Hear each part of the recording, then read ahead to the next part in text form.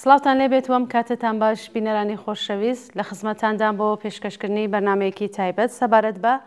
کتێب و خوێنەر ئاستەنگ و ئاسۆ واتە ڕۆژی جیهانی کتێب کە 23 ئاوریل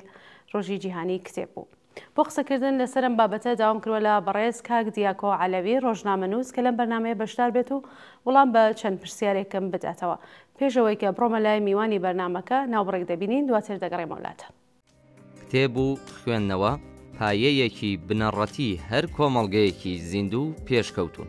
گرنگیدان بە کتێب تەنها بایەخدان نییە بە کۆمەڵێک لاپەڕەی نووسرا و بەڵکو وەبەرهێنانە لە بیر و هۆش و ئایندەی مرۆڤایەتیدا. ڕۆژی جیهانی کتێب و مافیدانەر کە لەلایەن یونسکۆوە دیاریکراوە بۆنەیەکە بۆ یادخستنەوەی ئەم گرنگیە و هاندانی خوێندنەوە لە سەرانسەری جیهاندا. بەڵام ئایا ئەم بۆنە نمادینە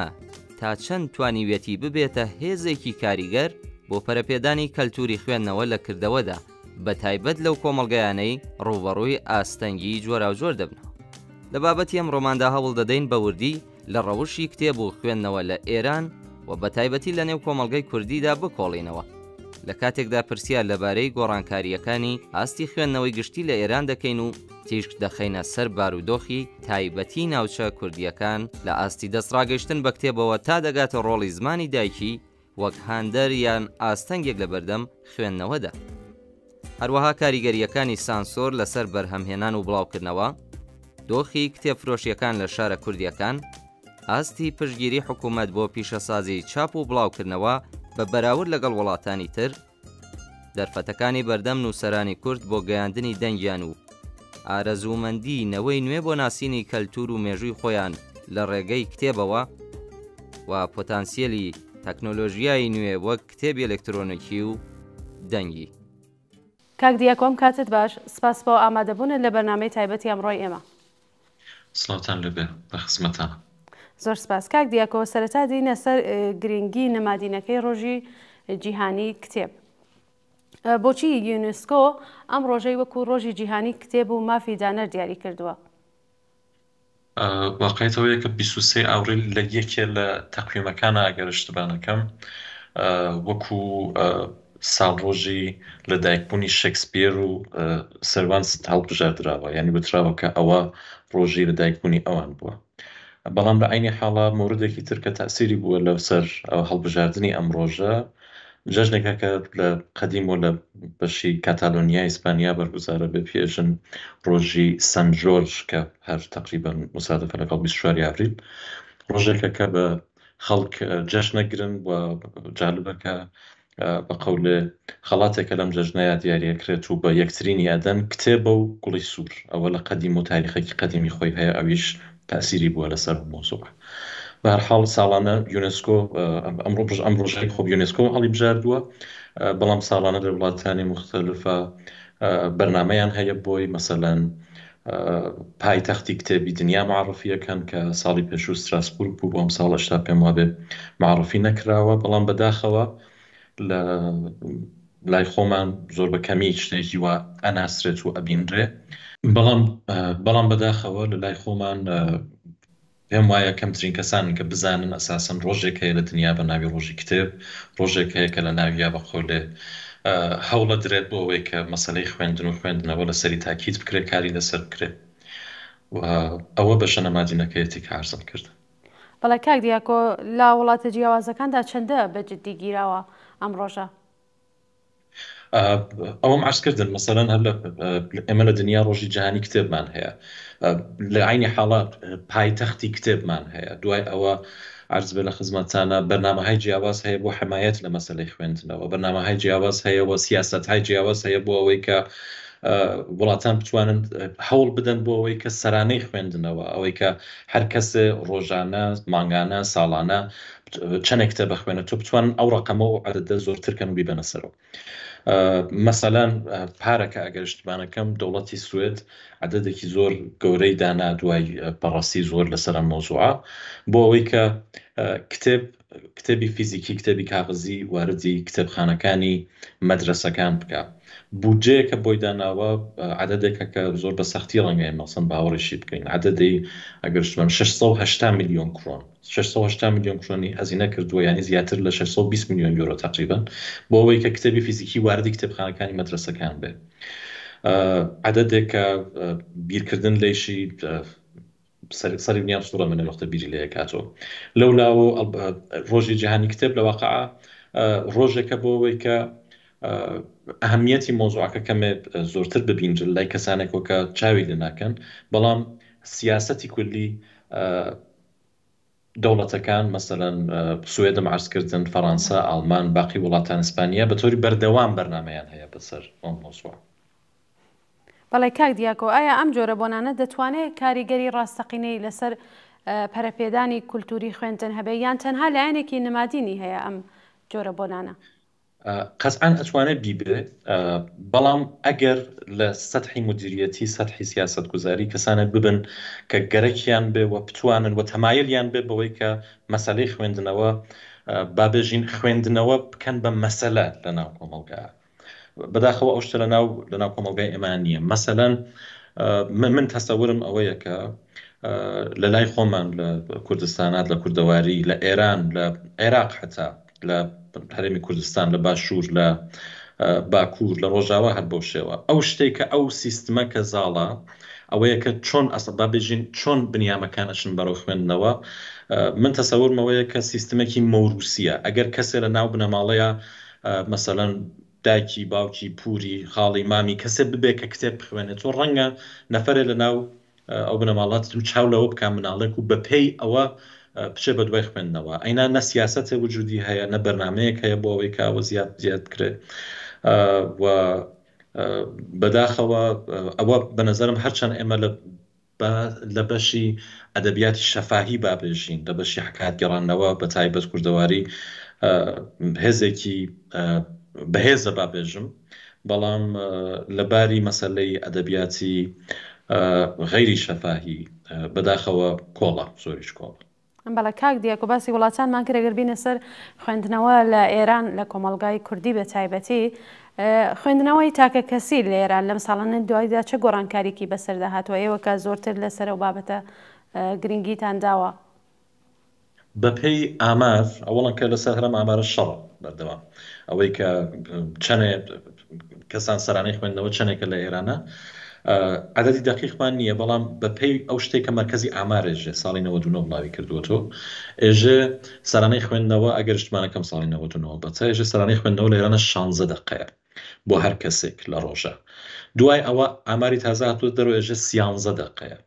دوای ئەوە عدد وترا وتوێتی 2 دقەیە من ئەستان هەر ئەو 16 دقەکەی شەگرم کە عددێکی زۆر کەمە لە دنیا متوسط بینی 45 دقە تا 1 ساعتە زۆرترینەکەی هی وڵاتی سوێدا گەشتمانەکەم 90 دقەیە لە ڕۆژە یعنی نەفران بنیامەکان 1 ساعت و نیو لە ڕۆژە کتێبە خوێنەوە ئەوە کە دەی باشە مەسەلەن مەسایلی اقتصادی هەیە لێرەوە ئیجازە نادا ئەوەی کە خەڵک گرفتاری تریان هەیە من ڕاستەکەی لەگەڵ ئەوە هەموو نیم هەم بە خاطرەوەی کە بە هەر حاڵ مەسایلی اقتصادی و دەرگیری و تەنش اجتماعی لای خۆمان زۆرە بەڵام مەسەلاوێک کە خوێندنەوە ئەساسەن جێگەیەکی کتێب ئەساسەن جێگەیەکی لە سەبەدی بابێژین سەبەدی خەریدی لە ماڵەکانان نەبووە لە ئێرانە لە کوردەواریشە تەسەورکەن مەسەلەن کەسێکە سیگاریە سیگار هەرە کێشێت تەرکی ناکانانێتەوە لاوە ئێمە لە تاوای بنەماڵەکانە بینین مەسەلەن شتێکە هەمیشە هەیە لە ناو هەموو ماڵێکە فەرقی ناکات لە کام تەبەقەی اجتماعی اقتصادیە بێت چاییە ڕەنگە کەیفیەتەکەی بێتە خوارەوە چایەکە هەرەمێنێ کتێب بۆ بڕێ لە فەرهەنگەکان بۆ بڕێ لە کۆمەڵگاکان شتێک جایگایەکی وای هەیە لە عینی حاڵە من عەرزم کردن باسی ئامارم کرد لە بیرم شوارستان کەم کە هەر ئەو وەختە هەر ئەو تاریخە کە باسی 16 دقە لە ڕۆژە کراوە بۆ تەواوی ئێران بۆ فقط بۆ ئوستانی کوردستان ئێشتا چەند دقە کەمتر بووە نزیکی 4 دقە کەمتر بووە 12 دقە بووە لە ڕۆژە لە عینی حاڵە هەر بەپێی ئەو سەرشماریانە کە کراوە و ئامارە مەیدانیانە کە گیراوە هەر لە بابێژین لە پارێزگای ئوستانی کوردستان فقط ئەو کەسانە کە وتویانە یعنی بەپێی ئەو ئامارە کە دەراتووە 4 دقە لە میانگینی کولی کشوەری کەمترە زیاتر لە 80% کەسانێک کە جواوی بەقەولە پژوێشێکیان داوەتەوە وتویانەکە لە ڕۆژە زیاتر لە 5 ساعت مشای تەلەڤیزیۆنەکەن، زیاتر لە 80% وتویانەکە زیاتر لە 65 دقیقە، ینی زیاتر لە 1 ساعت لە تەلەفۆنەکەیان استفادەکەن، تماشای سوشال مێدیا و ئەم جۆرە شتانەکەن. و بەداخەوە ئەوە مەسەلەیەکی ناخۆشە پێم وایە، بە خاتریەوەی کە نەبوونی خوێندنەوە ئەبێ بە مانعێکی گەورە، ئەبێ بە بەردێکی گەورە لەسەر ڕێگەی ڕشت و بابێژین ئەوەی کە تەفەکوری انتقادی ناو جامعە ناو کۆمەڵگە جێ بکەوێ. بەڵای کاک دیاکۆ، من ویستم لەسەر ناوچە کوردنشینەکانی ئێران و بەتایبەت ڕۆژی خوێندن پرسیارکەم، بەڵام خۆتان ئاماژەیەکی کورتتان پێدا. بەڵام ئەگەر بمانەوێت لەسەر ئاستەنگیەکان لەسەر ڕێگەی پەرەبدانی کولتوری خوێندن لە ئێران و ناوچە کوردیەکان قسە بکەین، ئەو ئاستەنگیانە چین کە ناتوانرێت ئەو کتێبانە لە ناوچە کوردیەکاندا بخوێندرێتەوە، یان هۆکارەکانی چین بەڕای خۆتان؟ چەند مەسەلەی ئاساسیمان هەیە. یەکێکی هەروەک عەرزم کردن مەسەلەی وەزعیەتی اقتصادیە کە شەرایەتێکی سەختە، مەسەلەی سانسۆرە، مەسەلەی زمانی دایکیە. بەهەرحاڵ بەتایبەت ئێمە گەرەکمان بێ لەسەر ئەوە کارکەین کە مناڵان حداقل نەسڵی داهاتوو بێتە سەر مۆزوعی خوێندنەوە لەسەری کار بکە، ئەبێ بتوانێت بە زمانێکە بە حکایەتی بۆ بێژی کە لی حاڵی بێ، ناتوانانی شتێکی بۆ بێژی بە زمانێکی ترپی بێژیدا، ئەوە بۆ ئەوەش محدودیەتە. لە عینی حاڵە من پێم وایە ئێشتا سەرەکی ترین کێشە مەسەلەی فەرهەنگیە لە لای خۆمان، ئەوەی کە ئێشتا کتێب جێ نەکەوتووە بە تەواوی. من تمشای ئامار و ئەرقامێکمە کرد لە ساڵی 1923 تا 1975 لە باکووری کوردستان لە تورکیا کەمتر لە 30 جڵد کتێبی کوردی چاپ بووە. تا پێش لە ساڵی 2000 بابێژین تقریبا لە هیچ کتێب فرۆشێک، تقریبا کە ناکامەڵان لە هیچ کتێب فرۆشێ ئیجازەی نەبوو کتێبی کوردی بفرۆشێ. بەڵام هەر لەو دەورە جامعەی دیاسپۆرای کورد لە سوێد کە بوون زیاتر لە 4000 جڵد کتێبی کوردیان چاپ کردووە. لە باشووری کوردستانیش هەر بەو شێوەیە. محدودیت زۆر بووە، ئێستا ئەڵبەتە زاهرەن شرایط باشترە، بەڵام دەستوەستیەکی تایبەتمان بە عەدەد و ڕەقەم نییە ئەوەی کە چەنین. بەداخەوە ئێشتا سەرانەی سەواد لە باشووری کوردستان نزیکی هەرچەند سەرانەی باسەوادی بابێژین، ینی بێسەوادی کەمتر بووە تۆ بە نسبەتی ساڵی پێشوو، وەلی ئێشتا 80% بۆ باشووری کوردستان عەدەدێکی گەورەیە. لە نەهایەتە من تەسەورەکەم کە ئەو شتێک ئابێ زۆرتر کاری لەسەر بکرێ. ئێوە وەکو مێدیا، کەسانی تر کەسانێکە بەقەولە تواناییان هەیە، ئەبێ بزانن کە کەسانێک هەن لە ناوخۆی کوردستان لە ڕۆژهەڵات بەتایبەت کە کارەکەن لەسەرەوەی کە مەسەلەی کتێب، مەسەلەی خوێندنەوە ببێت بە دەغدەغە، ببێت بە مەسەلە. من لەبیرمە لە سەقز بووم، گروهێکی مەدەنیمان بوو، نازانم ئێشتا بۆ شێوە کارەکەنیانە، کاریان دروستکردنی کتێبخانە بوو. کاریان دروستکردنی کتێبخانە لە بەتایبەت لە گەڕەکە حاشیەیەکانە بوو. لە بیرمەکە کتێبخانەیەکیان دروست کرد بوو بە ناوی ژیلا حسینی کە نووسەری سەقزی کورد بوو. لە بیرمەکە لە ئاواییەکان کتێبخانەیان دروستە کرد. لە عینی حاڵە ئێمە لە تەواوی پارێزگای کوردستان بۆ جەمعیەتە گەورەوە بۆ گشتە فەزاوکە هەیەتی لە بای ڕسمی و ئێمە 54 کتێبخانەمان هەیە، بەڵام یەک دانە نەهادی مەدەنی توانێتی نازانم 5 دانە 6 دانە 10 دانە کتێبخانە توانێتی دروستکە. خەریکم بیر لە یەکەم و ناوی چی بوو؟ ئەگەر شتوانەکەم تەشەکولە بوو بە ناوی هیوای زانست لە سەقز کاریە کردو لە وڵاتانی ترە بەقەولە لە ئاواییەکانی تری دەوروبەری سەقز و مەریوانەوە کتێبخانەی دروستە کرد. ئەو ئەنگیزە هەیە لە ناوەکە کەسانە ببن کە بتوانن لەسەر مەسەلەی خوێندنەوە کارکەن، لەسەر جێخستنیەوەی کە کتێب ئەهەمیەتی هەیە بێت ناو ماڵەکانە ببێ. ئێوە ئەهەمیەتەکەیشی با لەسەر ئەو ئەهەمیەتیش من شتێکی کۆتا عەرز کەم. ئەگەر کەسێک گەرەکێتی بەقەولێ ڕەوانشناسێک گەرەکێتی ڕەوانشناسێکی باش بێ، جامعەشناسێک گەرەکێتی جامعەشناسێکی باش بێ، بازاڕیەکە کە گەرەکی بێ بازاڕیەکی باش بێ. تەسەووری من ئەوەیە کە لە تەواوی حەوزەکانە کەسێکە حەکایەتهای زۆرتری خوێند بۆ تۆ، کەسێکە کە داستانهای زۆرتری خوێند بۆ تۆ،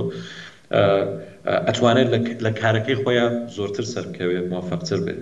لە عینی حاڵە ئێمە ئەگەر دەستڕەسیمان بە مەنابعی مەکتوب نەبێ، بە کتێب نەبێ، بەقەولێ زۆر شت لەبەی نەچێ گەرەوانە مەکتوب نەبن. من ئشاراکەم بە کتێبی سێبەری قەڵەبەردی دانەوەلەکەی مستەفا سوڵتانی کە ئەگەر نەینووسایە، ئەو کتێبەی نەنووسایە، حتمما ئەو گشتە بیرەوەریانە، ئەو گشتە خاترە، ئەو گشتە تەجروبە ئاسیبیاتی. بەداخەوە کەسانی کەم بوون کە چوونەتە ئەو بوارەوە، بەداخەوە ئێستایش بەنەزەر لەواچێکە زۆر میلێک نییە لە ینی بابێژین کۆمەلگا حەز ناکا بۆ ئەندازە بخوێنێتەوە چون هێشتا بەشە لەوە نییە بەڵام تاکی دەکەم کەسانێک هەن کە خەریکن کارەکەن جوان ئێمە جامعەیەکی جوانترمان هەیە کە من زۆر بۆوان ئومیدوارترم نەسڵی دای هەشتاەوە دیکە و گشتە گلەیان دەیەکەن و ئەوانە نەسڵێکن کە واقعان ئاگاهن حەزەکەن شت فێر بن ڕەنگە ئێمە لە زمانیان بەباشی تێنەگەین ڕەنگە ئێمە بڕشتیان بێ کە بۆ ئێمە جێڕەخ نەبن لە بڕشتیان حاڵی نەبین ئەسڵەن بەڵام ئێوە ئەوە لە نەزەرا بگرن کە هەر ئەو سریاڵە تورکیا چیپە فڵان هەرچی کە پێمان وتووە لە تەلەڤیزیۆن ئەگەر پەخش بووە تۆ جەماعەتە دیویانە وەکو ئیسراحەتم شایان کردووە بۆ بە عاملێکە بەشە زۆر لە وڵات لە مناڵانی ئێمە زمانی تورکیە زانن بەشە زۆر مناڵانی ئێمە زمانی کۆرەییە زانن یعنی ئێستا با بێژین نەسڵی زەدی ڕۆژهەڵاتی کوردستان بەشێکی زۆری بەشێکی قابلی تەوەجوی سێ زمانە زانێ کوردیە زانێت زمانی داکیەتی فارسیە زانێت لە مەدرسە لە ملاولا فێر بۆ بە زمانێکی سەوەمیشە زانێت ئێمە نەسڵی زێدێکمان هەیە لە ڕۆژهەڵاتی کوردستان کە سێ زمانە زانێت یعنی سێدانە دنیا هەناسێت سێ جیهانی جیاواز هەناسێت زۆر باشەکە ئەوە ینی وەکو زەرفیەتێت چاوی دەبکرێت بەڵام پاراستنی ئەو زەرفیەتە بە نەزەری من بە شدەت پێویستی بەوەیە کە مەسەلەی خوێندنەوە و تەفەکوری انتقادی لە کۆمەڵگایما تەقویەت بێت. بەڵام کاک دیاکۆ باسی بە کورتی باسی زمانی دایکیت کرد بەڵام ڕۆڵی زمانی دایکی لە پەرەپێدانی خوێندندا چییە؟ ئایا وەکو خۆشتان ئاماژەیەکتان پێکرد ئایا کەمی کتێب بە زمانی کوردی وەکو ئاستەنگێک دادەنرێت بۆ ئەوەی کە کتێب کەمتر دەخوێنرێتەوە؟ من دقیقاً پێم وا بێ دقیقاً خۆم خەریکم بێژم حدوداً دوایشم دقیقاً تقریباً 10 ڕۆژ لەوە پێش من لە شوێنە بووم بە ئیدارەیەکی فەڕەنسەوی لەگەڵ نەفەرێکا قسەمە کرد لەسەر مۆزوعەیە کەسێکە ئەو لەو پۆستا بوو کاریە کرد ئەسڵیەتەن ئاڵمانی بوو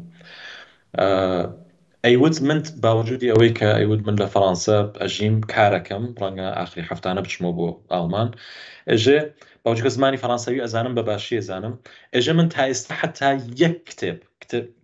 کتێبی بابێژین یەک ڕۆمانم تا ئێستا بە زمانی فەڕەنساوی نەخوێندووەتەوە ئەیوت کە هیچ وەخت ڕاحەت نیم هیچ وەخت ئەو پەیوەندیە ناتوانم بەرقەرارکەم لەگەڵ کتێبەکە بە زمانی دایکی خۆم نییە ئەوە مەسەلەیەکی زۆر ئاساسیە ئەوە من پێم وایە وەختی ئەچینە سەر مەسەلەی ئاموزش بە زمانی دایکی لە ناو مەدرسەکانە ئەوە مەسەلەیەکی یعنی بە گەرەکمە هەر لەو زاویەوەتم شایکەم کە تۆ چۆن ئەتوانی بچی بە نەفەرێک مەسەلەن زمانی ئینگلیسی بە محتەوای فارسی فێرکەی کە خۆی کووردە هیچ کام لەو دوو زمانە نازانێت چۆن ئەتوانی زمانی عەرەبی فێرکەی بە کەسێکە کووردە و چوارچێوەکەی شت چوارچێوە ئاموزشیەکەی شت زمانەکەی فارسیە جا ئەمە بنێنە ئەو لاوە بچین بۆ لای کەسێکە بێژین تۆ چۆن گەرەکتە بە مناڵێکە ئشتا نەچوەتە مەدرسە 3 ساڵێتی 4 ساڵێتی محتەوای پێبەی مەتەریاڵی پێبەی شتی پێبەی کە بێژی بیخوێنەوە ئابەمە کایەکە ئەمە مەسەلەن ئەسباب بازیەکە ئەمە شتێکە وە زمانەکەی کوردی نەبێ ئەڵبەتە ئەو زەرفیەتە تا حدێک هەیە لە لای خۆمان یعنی ئیمکانی ئەوە هەیە کە کەسێ بچێ مەسەلەن کتێبی کوردی چاپکە بەڵام دیسان من ئەچمە سەر مەسەلە ئەوڵەکە ئەویش ئەوەیە کە ئەو نیازە ئێژی وجودی نییە یعنی ئێشتا پیان وایە یعنی تەسەووری عام ئەوەیە کە ئەوە نییە ئەینا من لە بانە ئەزانم کە بارها کەسانە هاتوون لە حوزەی نەشران شارەتە کاریان کردووە دایان ناوە شکستە بوون بەڵام لە عینی حاڵە مقایسەیەکەم لەگەڵ دەورەیەک مەسەلەن دەهەی 1970 لە عێراق کە ئێژن ساڵانە نەهایەتەن 10 کتێب مجەوزی بگرتایە بڵاو بایەتەوە یا ئەو دەورە تاریخیە کە عەرزم کردن لە پێش لە بینی 1923 تا 1975 بە گشتی نزیکی 30 کتێبی کوردی کولەن یعنی لە نزیک تقریبان بابێژین 50 ساڵ فقط 30 دانە کتێب بڵاو بۆتەوە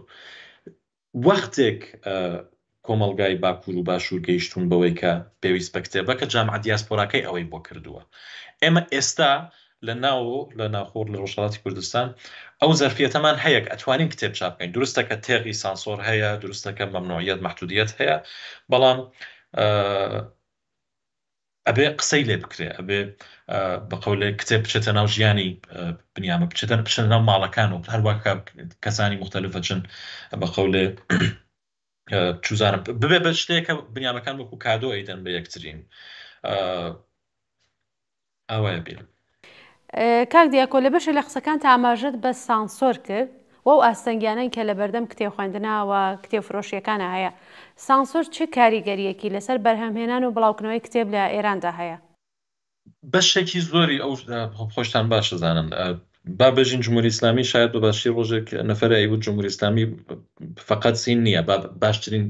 شێوە بۆ تەوسیفی ئەو شتێکە لە ئێرانە ڕۆدا ئەبێ بەژین مەجموع الجەزائری جمهوری ئیسلامی، بەش چون بە خاطری ئەوەی کە زۆر هەموو شتێ وابەستە بەوەیە کە ڕئیسی فلانە نەهات، ڕئیسی فلانە ئیدارە، ڕئیسی فلانە بەش، ئەو کەسەی کە کتێبە خوێنێتەوە لە سازمانی ئێرشادا، ئەو کەسەی کە حتا مەسئولی چاپخانەیەکە شەوی پێشوو چۆن هەڵسابێ لەخەوە ڕەنگە بەگشتی تەسمیمی یەک نەفەر، تەسمیمی کەسێکە کاری ممایزیەکە سەلیقەی یەک نەفەر یەک شخص بتوانێت شتێک بگۆڕێ، زۆر ڕۆدات بە تایبەت لەسەر مەسایلی وەختێکە ئەچینە سەر مەسایلی اجتماعی. ئێمە وەخت بابێژین ڕۆژهەڵاتی کوردستان ئێستا وەکو معدنێک وایە بۆ سوژە بۆ ئەدەبیات بۆ نووسین، بەڵام ئەم معدنە چۆن دروست بووە بە مەجموعەیەکی زۆر گەورە لە بحرانهای اجتماعی و سیاسی و اقتصادی. نووسین لەسەر ئەو بحرانانە قەتعاً زۆر بە قەولێ استەقبال لە ناکرێت لەلایەن دەستگای حاکمەوە بە خاطری ئەوەی کە بەردەوام پیخۆشە جۆرێکی تر کۆمەڵگانشان بە، بەڵام من ئێشتا ئێژم کەسانێک هەن کە لەو وەزعەتەیشا خەریکن کارەکەن خەریکن ئەنووسن، ئێمە ڕێگەی ترمان هەیە بەشی خوێندن، حتا خوێندنی دقیق لە بەڵام نە خوێندنی کورت، خوێندنی توولانی حتا لە چوارچێوەی دیجیتاڵی شاشایەت بتوانێت خوێندن حساب بێت. لەو ئامارە کە عرسانەکەم وەختەیەژم مەسەرەن لە سوێد 90 دقەیە سەرانەی کتێب خوێندن، یا مەسەن لە فەڕەنسا 60 دقەیە 1 ساعتە لە ڕۆژە، بەشێکی ئەچێتۆ خوێندنەوەی بلاگ و خوێندنەوەی مەسەلەن مەترهایەکە لە ئینتەرنێت هەیە، بەڵام خوێندنەوەی توولانی نە منزوو پۆستی ئینستاگرام نییە کە دووکەنی منووسراوە لە ناویە جای جملەیە تەواوی ئەتوانە ئەوانە، یعنی منزوورمەکە ئێمە ئەو بەستەرەیشمان هەیە، ئەو فەزایشمان هەیە، هەرچەند باشترین ڕێگە قەتعاً خودی کتێبی فیزیکیە، کتێبی کاغزیە. بەڵێ کاک دیاکۆ ئێمە زۆر جار ئەبیسین کە مامۆستایەکی زمانی کوردی لە کوردستان دەست بەسەر کراوە، کتێبفرۆشیە لە سنەداخراوە، ئێوە خۆتان وەکو شایەت حاڵێ ڕەوشی کتێبفرۆشەکان لە شارەکانی کوردستان چۆن دەبینن؟ ئایا شایەت حاڵی داخرانی کتێبفرۆشیەک بوون؟ زۆر بەداخەوە وابوو، من لە بیرمەکە ساڵی 1401 هیوادارم ئەوە ڕووی نەدابێ، وەلی یەکێ لە قەدیمیترین کتێبفرۆشیەکانی سەقز کتێبفرۆشی محەممەدی بوو، هاوینی 1401 باسی ئەوە بوو کە من ئەم بیستیان بۆ خەریکە کۆیە کاتۆ بەڕاستی ناخۆش بوو، ینی بە خاطریەوەی کە ئەو کتێبفرۆشیە بەشێ لە تاریخی سەقز بوو، لە عینی حاڵە کەسانی تریش هەر بۆ شێوە، ینی باشترە کە وەختێک کەس نایێت ئێوە جەنابەت تەسەور کە گەرەکتە بیزنەسە گەرەکتە کەسب و کارە ڕێبخەی لە جێگەیە، هەموو کەسێ دێن چایت لێسەنن، کەس کتێبت لێ ناسێنێ، تەرجیحان ئەچی چای ئەفرۆشی، تەرجیحان ئەچی سیگارە فرۆشی، چ کارێکی ترەکەی. مەسەلەی ئەسڵی ئەوەیە کە شەرایەتی اقتصادی کۆمەکەکە بەوەی کە نەبوونی کتێب لە ناو ژیانی ڕۆژمەڕەی ئێمە لە ڕۆژهەڵاتی کوردستان کەم ڕەنگتر بێتەوە، و ئەوە قەتعاً بێگومان یەخەی کتێبفرۆشیەکانی شەگرێت. من مقایسەیەکەم لەگەڵ حمایەتهای دەوڵەتی کە مەسەن لە وڵاتانی ترە لە کتێبفرۆشیەکان ئەکرێت بۆ ئەوەی کە ئەوە ڕوو نەدات بە هیچ قیمەتێک. مەسەلەن ئێمە لە ساڵی 1970 لە فەڕەنسا قانونێکمان هەیە کە لە ناویە قانونێکە کە لە ناویە قیمەتی کتێب سابت ڕێگرێت. بەرحاڵ سیستمی ئێرە چون لە چوارچێوی اقتصادی ئازادایە با بێژین تا حدێ، یعنی بە خۆڵێ کتێبی جیا کردووەتەوە لە چوارچێوی اقتصادی ئازادە. من شاید بتوانم بچم کراسێ قەڵەمێ خودکارێ بسێنم بە مەسەلەن هەر عادەدە بیفرۆشم بە هەر عادەکە پێم خۆشە، وەلی بۆ کتێب ئەوە نییە. دەلیلەکەی چێت لەکەوێکە لە کتێبفرۆشیەکان حمایەت بکرێت. لە فەڕەنسا 3500 کتێبفرۆشی هەیە، زیاتر لە تقریبا 2 بەرابەری ئەو شتێکە لە کولی بریتانیا هەیە. زیاتر لە 15,000 کەس بنیان معمولی ناو کتێبفرۆشیەکانە فقط کارەکەن، دەرامەدیان هەیە، ژیانیان بۆ بەسەرچێ. قانونی 5% هیچ کەس ئجازەی نییە کتێب بە تەخفیفی ژێر 5% بفرۆشێ. ئەوە یعنی بە قەولێک کتێبفرۆشیێکی گەورە، فروشگایەکی زەنجیرەی فرۆشێکی ئەنلاین ناتوانێت ئەوە بکە. دەرنەتیجە ئەو باعث بووە کە زیاتر لە 3500 کتێبفرۆشی زیینوو بن. تقریبا عینی هەرەوەمان هەیە لە ئەڵمان، عینی ئەو قانونەمە لە 1970 ینی لە زمانی زمانێکە هێشتا ئێمە ئەڵمانی شەرقی و غەربیمان بووە، ئەوە لە ئەڵمانە بووە. لە عینی حاڵە ئەو ینی لە فەڕەنسا دووبارەژم سێ نەهاد بە سوورەتی نەهادی یارمەتی کتێبفرۆشیەکانەدەن بۆی کە لە بین نەچن. خودی وەزارەتی فەرهەنگی فەڕەنسا، ئۆستانەکان یا بەقولی من ڕێژیۆنەکان، و لە عینی حاڵ شارەداریەکان، یعنی یەک دانە کتێبفرۆشی معمولی ئەتوانێت لە 3 نەهات سوبسید وەرگێ. یعنی چی سوبسید وەرگێ؟ یعنی پوڵە وەرگێ کە نەیداتۆ. بۆچی ئەمە فایدەی ئەمە بۆ کۆمەڵگەی فەڕەنسا چییە؟ ئەمانە خۆشیێت نەبوون خۆ پوڵەدەن بە کتێبفرۆشیەکان بۆی کە باز بمێنن. بەشێکی ئەوەیە کە کۆمەکەکەن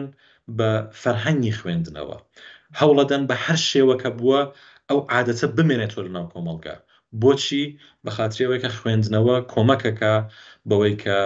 تونوتیژی کەمتر بێ، بەوە کۆمەکەکە تەفەکوور انتقادی زۆرتر بێ، بەوە کۆمەکەکە کە تعامل و پەیوەندی بینی بنیامەکان عەمیقتر بێ، و هەروەها یارمەتیەوەدا کە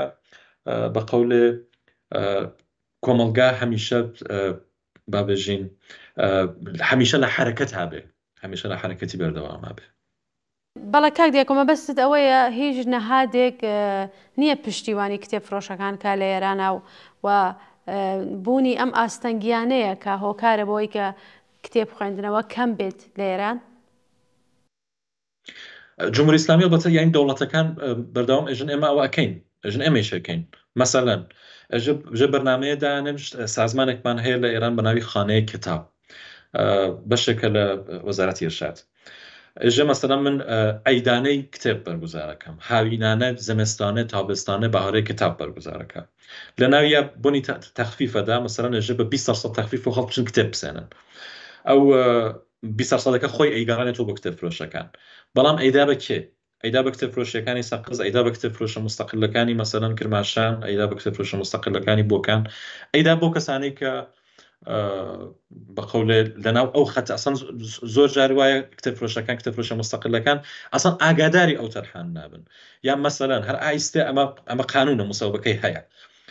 یان ئەتوانە خەڵکشن داوای بکەن. ئێژە نەهاتهای دەوڵەتی، ئیداراتی دەوڵەتی، شارەداری، ئیدارەی ئاو، ئیدارەی گاز، ئیدارەی بەرق، ئامۆزش پەیوەش، هەر کوێکە هی دەوڵەتە ئەگەر فەزای مازادی هەیە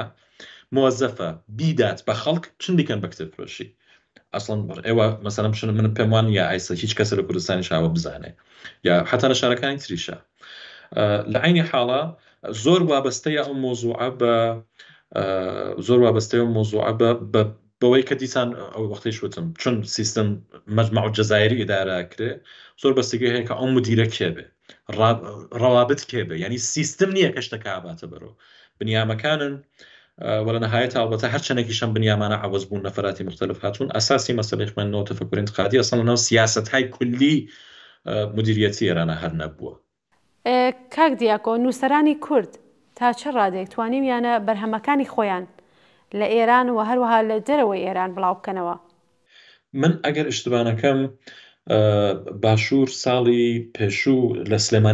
سلێمانی پێم وا بە کتێب نمایشگایەکی بنووری کتێبمان بوو. جالب بێترێنی فرسەتێکی زۆر زۆر گەورەیە کە لە دەهەی 1970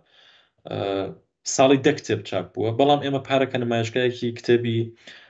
بینوملەلیمان بووە لە سلێمانی کە لە ناویە زیاتر لە 300 ناشر لە 22 وڵاتی دنیاوە شرکەتیان کردووە. ئەوە فرسەتێکی زۆر گەورەیە، هەن کەسانێکە لە ڕۆژهەڵاتی شۆ مراجعەکەن لەوێ و کاراکەن لە ناوخۆیشۆ هەر بۆ شێوە. بەڵام مەسەلەی ئەسلی ئەوەیە کە ینی بەشێکی سانسۆرە، بەشێکی مەسەلەی محدودیت هەیە کە بۆ کتێب بە زمانی کوردی بۆ بڵاوبوونەوەکەی هەیە بەشێکی مەسەلەی اقتصادیە بەڵام بەشە ئەسلیەکە من دیسان ئەگەڕمەوە بۆ ئەو مۆزوع ئەسلیە کە ئێمە کۆمەڵگایەکمان هەیە کە خوێندن بە شتێکی لوکس ئەزانێ بەداخەوە و کتێبیش کە چاپەکە وایە ئەتوانێت چاپیکەم بە نظرم کەسێکە لە کوردستان هەیە لە سەقزە لە مەریوانە لە سنەیە کتێبە گەرەکێتی بەقەولە بە هەر جۆرەگەرێکی چاپیکە ئەتوانێت چاپیکە ئەتوانێت بڵاوی کاتەوە ئەتوانێت بەقەولە ناشرێک لە باشوور بدۆزێتەوە ئەتوانێت لە خودی لە ڕۆژهەڵاتە بیکە ئەتوانێت بە ئانلاین بیکە ئەتوانێت لە ئەوروپا لە دوورۆ بیکە بەڵام بە فەرزی ئەوەی کە ناشرێکی مستەقل مەسەرەن لە سەقز لە سنە ببێت کە گەرەکی بێ کتێب بڵاوکاتەوە ئێمە میانگینی ئامارەکانێژن کە ئەگەر مەسەرەن لە دەهشتا یعنی تقریبا 20 ساڵەوە پێش کتێب بڵاو بووە لە ئێرانە بە تیراژی 3000 و 5000 ئێستا کتێب بڵاو بێتەوە بە تیراژی 500 دانە 300 دانە 200 دانە دەرنەتیجە من پێم وایە مەسەلەی ئەسلی وە کێشەی سەرەکی ئەو فەرهەنگەیە و ئەو باوەڕەیە کە کتێب و خوێندن شتێکی لوکسە. بەڵێ کاک دیاکۆ لە بەشێ لە قسەکان تا ئاماژەت بەوە نەسڵی نوێ یام جیلی نوێ و باسی ئەوەتان کرد کە نەسڵی نوێ ئێستا بە چەند زمان دەتوانێت قسە بکە یەکێکی زمانی دایکێواتە کوردی یەکێکی زمانی فارسیەوە زمانێکی تلەوانە ئینگلیسی ئەڵمانی کورەی ئایا نەوەی نوێ واتەنەوەی نوێی کوردی ئارەزوومەندی خوێندنەوەی ئەو بەرهەمانەیە کە پەیوەندی بە کولتور و مێژوو خۆیانەوە هەیە؟ من تا وەختێکە لە بیرمە ینی تا وەختێکە بۆ خۆم لە سەقز بووم ئەو من پرسیارا بێ لە کەسانە بکرێکە لە ناوخۆن ئایستێ بەڵام من ئەمە کە ئێژم بەشێکی ئەو شتێکە ئێستا لە سوۆشال مێدیایی بینم لە ئینستاگرام و لە تویتر و ئەم جۆرە جێگانە بەشێکی شێگەڕێتەوە بۆ ئەو تەجروبەکە لە مەدرسە لەسەر کلاس لەگەڵ مناڵان هەبوو 3 زمانە زانن 2 زمانە زانن زمانی کوردیە زانن فارسیە زانن ئەگەر حەزیان لە سریاڵی کورەی بووە کەمە کورەی فێر بوون ئەگەر حەزیان لە سریاڵی تورکی بووە کەمە تورکی فێر بوون ئەگەر حەزیان لە موسیقی بووە چوون بە دوای ئەوەی کە بەقەولێ سازێ فێر بن ئەگەر حەزیان لە نەقاشی بووە هەوڵیان داوە کە فێر بن ینی تینویەتیەکی تایبەتیان تایە و پێم وایە ئشتا هەیە بۆ فێربوون فێربوونی شتەیەکی تر ئەوەی کە ئەو مناڵانە ئەو نەسڵی زەدە ئەو جوانترانە ئەوانەی کە ئێستا بەقەولێ بینی با بێژین مەسەلەن لە 15-16 ساڵۆن تا 19 ساڵ 20 ساڵ ئەوەی کە چ مەتەریاڵێکیان پێبێ چیان پێبێ کە فێر بن چۆن بتوانی ئەو مەیلە ئەو ئشتیاقە زۆرە بە فێر بن بتوانی خەتی پێبێ ئەویش نەهادی گەرەکە ئەویش بەقەولێ من ئشارەم کرد بۆ ئەنجومەنێکە مەسەلەن کاری خوێندنەوەکە کاری دروستکردنی کتێبخانەکە یا ئەنجومەنێکە مەسەلەن کاری محیتی زیستیەکە ژینگە پارێزە یا ئەنجومەنێکە مەسەرەن لە یارمەتی چوزانم لە هەر حوزەیەەکە جامعی مەدەنی خەریکە کاری خۆیەکە بەڵام جامعی مەدەنی لەباری دەرونیەوە بە تایبەت لە ڕۆژهەڵاتی کوردستان دەوڵەمەندە بەڵام ئەویش لە ژێر فشاری اقتصادی دەرەوەیە ینی هەر بۆ شێوە کار ناکە ئەو جامعە مەدەنیە ئەو کۆمەلگا خەریکە هەوڵەدات کە خەتێکی مشەخص بات خەتێکە لە ناویە سەعادەت و باشی و بەقەولە گەورەتربوونی کۆمەڵایەتی تیابێ ڕشتی اجتماعی تیابێ بۆ مناڵەکان بۆ تەواوی کۆمەڵگا بەڵام کافی نییە بە خااتری ئەوەی کە تەسەورم ئەوەیە کە جەریانە سیاسیەکان جەریانە ئاینیەکان جەریانە اقتصادیە گەورەکان ئەوە هەمیشە استثنا وجودی هەیە بەڵام بەعام بە دوای ئەوانین کە لەو زەرفیەتە گەورە استفادە بکەن لەو ئیمکانە گەورەکە لەو ئشتیاقە گەورەکە بۆ فێربوون لەناو منداڵانە هەیە. بەڵێ کاک دیاکۆ ئایا کتێبە ئەلکترۆنی و دەنگیەکان دەتوانێت جێگرەوەیەکی گونجاو بن بۆ خوێندنەوەی کتێب؟ حتمما کە لە هیچ باشترە ولی لە نمونەی سوێد کە عەرزمکردن زیاتر لە 680 میلیۆن کڕۆنی داوە بە مەدرسەکان بۆ یەکە کتێب بەرن یەکێ لە بەحسەکان یەکێ لە ئاساسی ترین شتەکانەوەیە کە بەقەولێ هەوڵەدات کتێبی کاغەزی کتێبی فیزیکی زیندوو ڕابگرێ لەسەر ئەوە بەحسی زۆر هەیە کە مەسەلەن ئەوە چ بەخۆی مەزیەتەکانی چین لەباری سلامەتیۆ بۆ چاوگرتوویەتی تا ئەوەی کە بەحاڵ پەیوەندیەکە بنیام ئەیگرێ لەگەڵ کتێبی کاغەزیە فەرقەکە حکایەتەکەی خوێنێتەوە و لە عینی حاڵە بەڵام ئێستا کە بە قەولێ ئێمە شتێکمان هەیە وەکو مەسەلەی اقتصادی ئەگەر حتا خوێندن بە سیستم بە شێوەی دیجیتاڵی شەگەر بکرێ بە ئانلاینیش بکرێ بەویش هەر باشە. مەسەلەی ئەسلی ئەوەیە کە ئێمە حکایەتەکە خوێنینەوە داستانێکە خوێنینەوە کە ئەتوانین بیری لێ بکەینەوە لەوەی کە ئەگەر شاید ئێمە خۆمان بەشە لەو داستانە بوو هەیتین. خوێندنی بە تایبەت ئەدەبیات ئەو ئیمکانە ئەدات بە ئێمە کە بتوانین تەسەورکەین کە کەسێکی ترین، بتوانین تەسەورکەین لە جێگەیەکی ترین، بتوانین تەسەورکەین کە ئەتوانین سەدان ژیانمان ببێ و تەواوی ئەوانە ئەو تەسەورانە کە لە ناو مێشکی بنیامان دروسە بێ ئەتوانێت بگەڕێتەوە لە ناو ژیانی ڕۆژمەڕە و عینی و بە قەول ژیانی عینی خۆمان ناخۆی نیشان بدات. بەڵێ کاک دیاکۆ زۆر سپاس بۆ ئامادەبوونت لە بەرنامەی تایبەتی ئەمڕۆی ئێمە. سپاس لێ. بەڵێ جارێکی تر سپاس بۆ کاک دیاکۆ عەلەوی ڕۆژنامەنووس کە لە بەرنامەی ئەمڕۆی ئێمەدا بەشدار بوو کە سەبارەت بوو بە خوێندنەوەی کتێب و هەروەها کتێب و خوێنەر ئاستەنگ و ئاسۆ کە سەردێڕی بەرنامەی ئەمڕۆمان بوو. بینەرانی خۆشەویست سپاس بۆ ئێوەش کە تا کۆتایی بینەر و بیسەری ئەم بەرنامەی بوو.